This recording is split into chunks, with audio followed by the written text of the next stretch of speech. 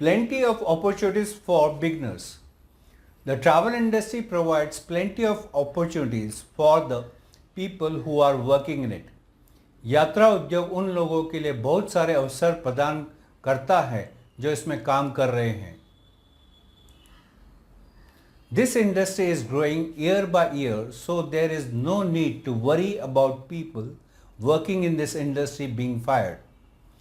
यह उद्योग साल दर साल बढ़ रहा है, इसलिए इस इंडस्ट्री में काम कर रहे लोगों को निकाल दिए जाने की चिंता करने की कोई ज़रूरत नहीं है. There can never be any slowdown in the travel industry because whenever a person come out of his home for any type of work, the travel industry has to provide his services in some form or the other.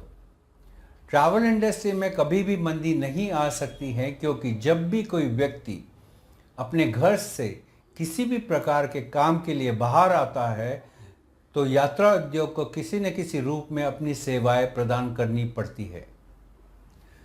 The travel industry has certainly come a long way in the last few decades. यात्रा उद्योग ने निश्चित रूप से पिछले कई दशकों में एक लंबा सफर तय किया है. The industry has attracted thousands of workers and given them sustainable and rewarding career.